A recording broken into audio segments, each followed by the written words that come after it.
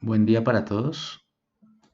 Vamos a revisar el tema referente a datos hidrológicos faltantes, lo que sería la continuación de ello y tiene que ver con el análisis de doble masa. ¿Qué quiere decir el análisis de doble masa? Digamos que aparte del tema anterior que vimos referente al completado de datos faltantes, básicamente un completado de datos donde lo que queremos es que nuestra estación climatológica, digamos que no tenga huequitos en cuanto a información diaria o mensual, ¿sí? Entonces, si nosotros vamos a calcular una precipitación, o esto también se hace para temperatura, o sea, de tener en cuenta eso, para cualquier variable hidrológica, pero digamos que hablando específicamente de precipitación, digamos que por así decirlo, para poder obtener ese dato de precipitación areal de una cuenca o de una zona de aportación, es muy importante que tengamos claro que no solamente es completar la información, sino que también tenemos que verificar la confiabilidad de la estación que estamos teniendo en cuenta para el estudio. Supongan que ustedes tienen toda la estación con los datos completos, pero eh, supongan que la estación tenía alguna obstrucción o tenía alguna falla al principio imperceptible del equipo de medición en algún momento. Si digamos que los 10 primeros años registró bien y los 10 segundos tenía una falla y nadie se dio cuenta, ¿sí? O cambiaron o se cambió de sitio la estación, ¿sí? Es decir, hay muchas situaciones en las cuales puede que tengamos los datos, puede que tengamos los datos, pero la confiabilidad de los datos es otra cosa. Entonces, el análisis de doble masa lo que nos permite es verificar la confiabilidad de los datos, o sea, de la información, en este caso de esa estación climatológica. Entonces, fíjense que no tiene nada que ver con completar datos porque digamos que asumimos que ya los hemos completado. Ya con el tema que vimos anteriormente, ya completamos la información, ya completamos los datos. Ahora tenemos que fijarnos en si en general la confiabilidad del registro de los datos de la estación es aceptable o no. ¿De acuerdo? Entonces aquí, en esta diapositiva, yo les coloqué eh, una, una teoría, digamos que es referente precisamente a eso que estamos hablando. Fíjense que dice detección de cambios en los procedimientos de registro de información de un sitio dado. ¿Sí? Entonces, la medición, ¿por qué puede variar? Puede variar o por cambio de localización de la estación, lo que decíamos, o por cambio en la exposición. Por ejemplo, crecieron las hojas de los árboles y resulta que muchas de las goticas de agua empezaron a caer en las hojas, no en el aparato como tal. Entonces, eso hay que tenerlo en cuenta, ¿sí? Cambio del equipo de medición, se cambió el equipo de medición, ¿sí? El que se tiene ya es más exacto, entonces, ¿qué pasó con lo de atrás? ¿Cierto? Cambio del procedimiento de observación, ¿sí? Etcétera. Entonces, digamos que hay algunas condiciones en las cuales debemos registrar o debemos tener en cuenta el cambio de registro más bien, o el cambio potencial que podría llegar a haber en la información de los datos. Entonces, lo que hace el análisis de doble masa, dice, es verificar la consistencia del registro de una estación comparando su precipitación acumulada estacional o anual, ¿sí? Con los valores concurrentes acumulados promedio de un grupo de estaciones localizadas a su alrededor. ¿Sí? Entonces fíjense que otra vez, otra vez, digamos que empezamos a apoyarnos de las estaciones vecinas. O sea, nuevamente nos apoyamos de estaciones vecinas. Acuérdense que cuando hacíamos el procedimiento, cuando desarrollábamos el procedimiento de completado de datos, acuérdense que nos apoyábamos de las estaciones vecinas, ¿cierto? Entonces teníamos en cuenta dos, tres estaciones vecinas, ¿cierto? Y verificábamos,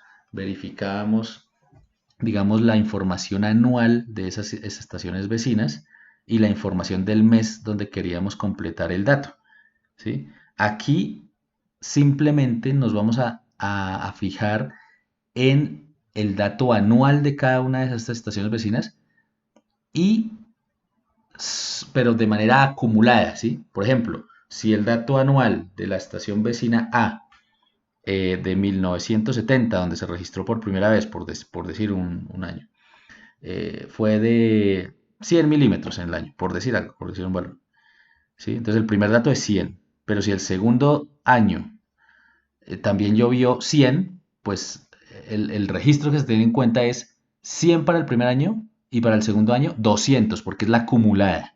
¿De acuerdo? Eso lo vamos a ver mejor en el segundo video que les voy a dar como video explicativo. ¿De acuerdo? Entonces es muy importante, repito, muy importante tener en cuenta las estaciones vecinas, pero en referencia a su información anual acumulada, no información anual como la veníamos trabajando en referencia al completado de información, el completado de datos. No, sino esta vez de manera acumulada. Por eso acá dice, verifica la consistencia del registro de una estación y dice, comparando su precipitación acumulada, o sea, la de la propia estación, con los valores también acumulados promedio de un grupo de estaciones localizadas a su alrededor.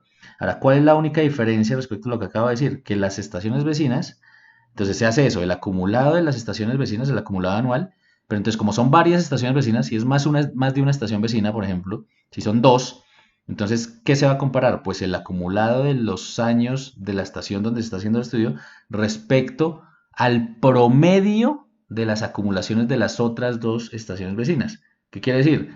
Volvemos al ejemplo de los 100 milímetros. Si en la estación vecina A era 100 milímetros el primer año y el segundo año era 100, entonces el dato de la estación A va a ser 100 y 200. ¿Por qué? Porque el segundo dato es acumulado.